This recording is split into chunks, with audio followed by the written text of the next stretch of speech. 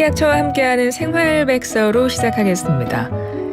심한 감기로 병원 갔을 때 항생제 처방받기 전에 이전에 항생제 복용 후에 두드러기나 부작용 같은 거 있으셨어요? 이런 질문 받으신 경험 한 번쯤 있으실 텐데요. 혹은 건강상 또는 건강검진 사유로 해서 CT 등을 찍기 전에 조영제 부작용 여부에 대해서도 대답을 하셨던 기억이 있을 겁니다. 이렇게 건강을 되찾기 위해서 의약품 복용하는 건데요. 아무리 좋은 약이라고 해도 그 치료 효과와 더불어서 부작용 위험도 동시에 갖고 있거든요. 또 사람마다 겪는 그 정도도 제각각이고 심할 경우엔 건강에 큰 피해를 입히기도 하기 때문에요. 관련해서 좀 잘 알고 있어야 하는데 이런 부작용 피해 발생할 경우에 국가에서 그 피해 보상해주는 제도가 있다고 해요. 자세한 내용 알아보죠. 식품의약품안전처 의약품안전평가과의 김지혜 사무관 전화 연결합니다. 사무관님 안녕하세요. 네, 안녕하세요. 저는 식약처 의약품안전평가과에서 의약품 부작용 피해구제 관련 업무를 담당하고 있는 김지혜 사무관입니다. 네, 반갑습니다. 부작용 피해구제 이런 단어만 들어도 뭔가 도움을 받을 수 있겠다 이런 기대를 하게 되는데 먼저요. 의약품 부작용 피해구제 제도가 어떤 건지 설명부터 좀 해주실까요?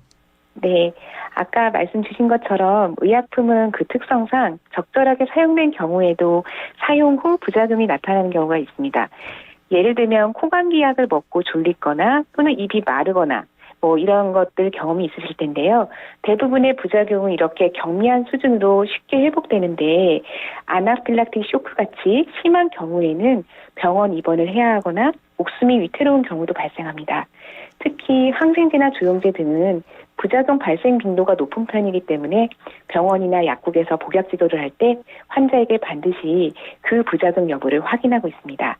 하지만 그간 아무 탈 없이 잘 복용하던 약이더라도 여러 가지 상황에 따라 갑자기 새롭게 부작용이 나타난 경우도 있어요. 의약품 부작용 피해구제 제도는요, 이런 불가피한 의약품 부작용으로 인해 예기치 않게 피해가 발생한 경우 환자분들께 피해를 보상해주는 제도입니다. 부작용이 발생해서 고통받는 환자들에게 도움이 되는 제도일 것 같은데요. 약을 복용할 때 나타나는 어떤 모든 부작용 증상에 대해서 다 보상되는 걸까요? 보상 범위가 좀 궁금하네요. 네. 약을 드셨다고 해서 모두 구제해드리는 사항은 아닙니다. 먼저 복용하신 약과 부작용 피해에 대한 인과관계가 명확하게 확인되어야 하고요. 인과관계가 인정되는 그 보상 범위는 크게 4가지로 나누고 있습니다. 첫째는 사망한 경우에는 사망보상금과 장례비가 지급되고요. 장애가 생기신 경우에는 장애보상금, 입원 치료 시에는 진료비를 지급하고 있습니다. 그래서 참고로 작년 말까지 모두 932건 약 150억 원의 보상금을 피해 환자와 유족에게 지급한 바 있습니다. 네. 그리고 좀 첨언을 드리자면 네. 식약처에서는 그동안 이 부작용 피해구제 제도의 사회적 안전망을 확대하기 위해서 여러 가지로 노력을 해왔는데 그 결과 작년에는 코로나19 치료제 같은 긴급사용 승인 의약품을 복용하시고 부작용이 생길 때는 국가가 보상할 수 있게 해놓고요. 두 번째는 원래는 의약품 부작용으로 돌아가셨을 때는 그 부작용에 대한 원인이 명확할 때만 사망보상금을 이전에는 지급했다면 지금은 그 사이에 연령이나 기저질환 등 영향을 미친 경우에도 보상금을 폭넓게 지급할 수 있도록 개선하였습니다. 이러한 보상금의 재원은 제약회사가 납부하는 부담금으로 마련하고 있고요. 긴급사용 의약품 같은 경우는 국가 예산으로 충당하고 있습니다. 예, 부작용 피해구제 제도에 대해서 아주 자세하게 설명을 해주셨는데요.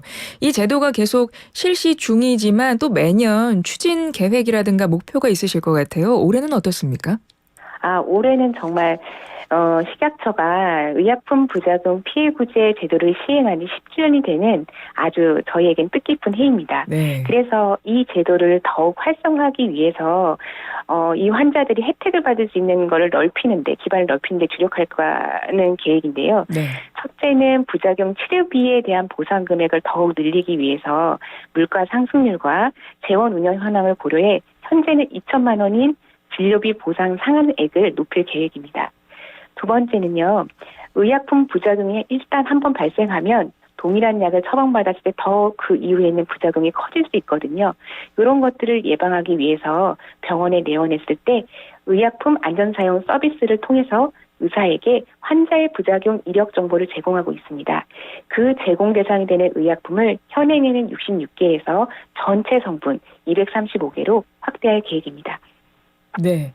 몸이 아파서 어쩔 수 없이 약을 복용하게 되잖아요. 증상 완화도 그렇고 치료 목적을 위해서. 그런데 그 약 때문에 또 다른 부작용이 발생해서 피해를 받게 되면 참 그 환자 본인이라든가 그 가족들도 굉장히 속상하실 것 같은데요. 그거를 조금 완화할 수 있는 좀 따뜻한 정책이라는 생각이 들고요. 끝으로 의약품 부작용 피해 구제와 관련해서 좀 우리 청취자분들이 알고 계실 만한 내용 좀 알려주세요. 뭐 신청하는 방법이라던가 이런 것들이요. 네, 저희 의약품 부작용 피해 구제 신청은요, 한국의약품안전관리원으로 부작용 피해를 입으신 본인이나 유족분께서 신청서와 그 피해 사실을 입증할 수 있는 서류를 제출하시면 되는데요. 자세한 내용은 한국의약품안전관리원 홈페이지나 상담 전화 1644-6223으로 문의하시면 안내받을 수 있습니다. 작년부터는 조금 더 편하고 24시간 궁금증을 해소하고자 챗봇을 도입했고요. 그 챗봇은 안전관리원 카카오톡 채널이나 홈페이지를 통해 이용할 수 있고 거기서도 상담원과 직접 연결이 가능합니다. 네. 부작용 피해 구제 신청 방법 한국의약품안전관리원 홈페이지 찾아가면 되는군요. 네, 맞습니다. 예, 고맙습니다. 오늘 말씀 여기까지 듣겠습니다. 감사합니다. 감사합니다. 지금까지 식품의약품안전처 의약품안전평가과의 김지혜 사무관이었습니다.